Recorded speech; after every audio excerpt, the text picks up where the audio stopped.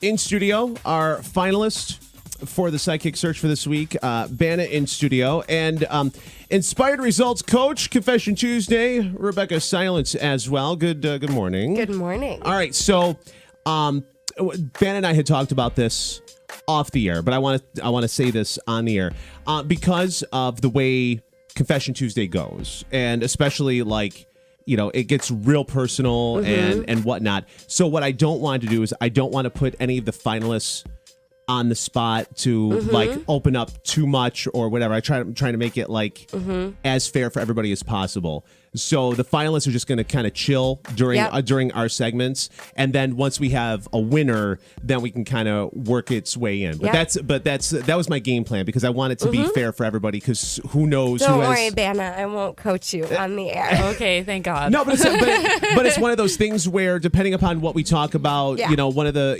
finalists may have a connection with it, may not, and just to try to keep things fair across the board. All right. So this is how we roll out of Confession Tuesday. Rebecca Silence is a life coach, and different from therapy, it's life coaching. It's all about you getting yourself out of your own way. Right. We diagnose faulty belief systems, patterns that keep repeating in your life, and old emotional wounds, and help you figure out how to stop Groundhog Day from happening over and over and over again in your life. And it is different than therapy because we're just focusing on solutions and action plans instead of focusing on the problem. Right. So if you go to cnykiss.com, click on Confession Tuesday. It's on the left-hand side. And tell us your story. Let us know what's going on, and we'll handle it here on the air for free and, of course, confidentially. We wouldn't have been able to do this long if if we were calling people out on the radio. So we're not doing that at all. No, not one bit. All right, are you ready? Yes. Okay. Dear Big Papa and Rebecca, my ex-girlfriend and I only dated about 3 months, and she was way more into the relationship than I was. I ended things because she was a little crazy and it wasn't going anywhere. I was attracted to her sister, though, and I knew the feeling was mutual. So now we've been secretly dating for a few weeks, but she feels guilty. Since my ex and I didn't date very long, is it okay that I'm dating her sister? Should we be upfront about our relationship, or should we wait to tell my ex until things are really serious? Okay, this is a great email. Thank you for your courage. This is a brave one. I think that the first thing I want to say is relationships go through stages, and we've addressed this on Confession Tuesday in the past. The first stage of relationships is fresh love, where it's the honeymoon and everything is fabulous, except there's no foundation in fresh love. So we don't actually know all of each other, the good, the bad, the ugly. We don't have any foundation to sustain any issues that might come up. Right. It's just all fun right now. Right. It's like getting engaged after meeting at the party in Frozen. That's fresh love. Okay, let's get engaged. That's a great example. See? Yeah, it's like I think of it as an upside down triangle. The foundation is just the point. There's nothing there. Right. So the big bad wolf comes along, huffs and puffs, that thing's going down. Okay. There's no solid foundation. The next stage after fresh love is disillusionment. And this is where a lot of relationships end. It's where we hit panic and think, oh my gosh, this is not what I thought it was. And it can happen not just in romantic relationships, but with a career, with your home, with your town, with your friends. It's just where all of a sudden that fresh love is gone, and now I'm facing the reality. Right. A lot of relationships end there. If you're able to get through disillusionment, next comes the power, conflict, and control, which is where if most relationships didn't end at disillusionment, a lot of them end at power, conflict, and control. And so then you either only have your relationships going through fresh love and disillusionment, fresh love, disillusionment, or fresh love, disillusionment, power, conflict, and control, back to the beginning. Okay. So that's the way most people's relationships go, one of those two scenarios. There's actually a fourth stage, which I call unconditional love, which is where we're actually able to work through the power, conflict, and control and sustain through the conflict. Right. And that's all stuff that we've talked about. But this dude's dating Right. dating his ex's sister. So what I'm wondering though, the reason I'm bringing this up is because the first relationship lasted as long as the 3 months, which I'm thinking may have just been through the fresh love phase. Right. So what I'm wanting him to get is that this relationship, this new one, while it might be fresh love, it's going to hit those other stages eventually.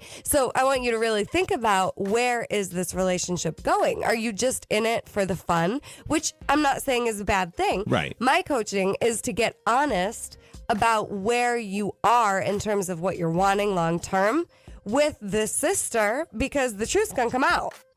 In my experience, the truth always comes out. So either I can be in leadership around, you're gonna hear it from me, or I can be in that guilty mode where I'm trying to hide the truth. Eventually it's gonna come out anyway. And what I'm suggesting is the two of you decide where this relationship is headed and decide if you're really wanting to make it work no matter what, or is this just something that's fun on the side right now? Well, part of the attraction could in fact be that it almost feels taboo that they're doing that because of the situation. That could add to the appeal of the forbidden fruit. Yeah, Sure. seriously. But I'm wanting you to think about what you do in relationships is what you do in relationships. We just kind of change characters. Okay. But I show up the same every time until I learn what I do that kind of gets in the way. So I'm wanting both of them to just have an honest conversation so that they can determine how they want this to go. And I always tell people, think about how you want to be treated at the same time. Oh, yeah. Because karma is going to come back. So I would be very conscious of karma and thinking about, do I want to be treated in this way? Yes or no, right? And I said karma, and Gary just spelled coffee all over himself. Seriously, I was sipping coffee as she said the word karma was going to come back to get you, and it came, and I missed my mouth, and it just went down my shirt. Man, And wow, that's so funny. That's hilarious. There are women right now that are laughing hysterically because that happened at that time. Yeah. But karma, enjoy that laugh. It's Go ahead. important to think about. And when all else fails, I ask myself the question, how would I want to be treated in this scenario? And so for both of these people, the boyfriend and the sister, think about how you would want to be treated, because I believe that how you treat yourself and how you treat other people comes back at you. And think about, you can't get it wrong. Like, you're not bad people.